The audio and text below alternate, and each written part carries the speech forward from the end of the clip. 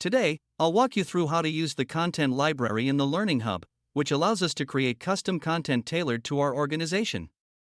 When you first log into the Learning Hub, you'll see a dashboard where you can navigate through different sections of the application. For today's session, we'll focus on the content library. Inside the content library, you'll find 4 main categories: role plays, topic quizzes, and case discussions. Let's dive in.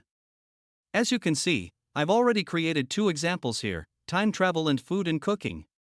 Let's explore the time travel template. This template is set up as a role play. You have the option to edit it, so let's go ahead and take a closer look. First, you'll notice that it's a role play scenario. The status can be set to draft, listed, or hidden. In this case, it's marked as hidden, meaning it won't appear in the main application, but you can still link directly to it from external platforms like a learning management system or other course systems. This is useful if you want to make specific scenarios available outside the app while keeping them hidden within it. You can also set a proficiency level. Although this setting isn't crucial when the content is hidden, it becomes relevant if the scenario is listed, as it will filter the content based on the student's proficiency level. Below, you can provide a title and description, which will be visible in the app.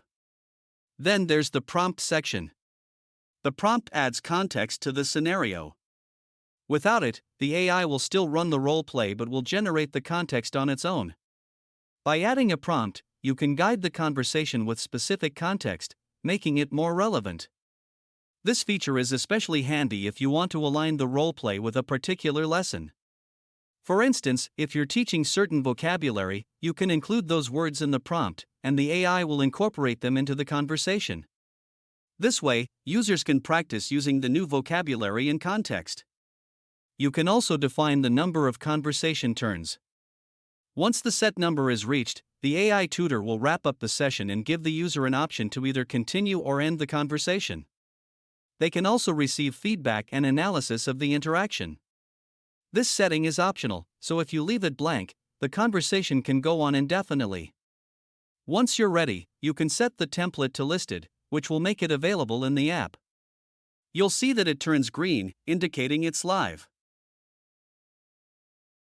If you navigate to the role play section in the application, you'll find 2 time travel scenarios, one being a default template and the other the custom one we created. You also have the option to disable the default templates, so only your customized scenarios are visible. And that's how it works. You can click on any scenario to get started, or go back to the hub and access it directly via a link. Let's start exploring and creating custom scenarios.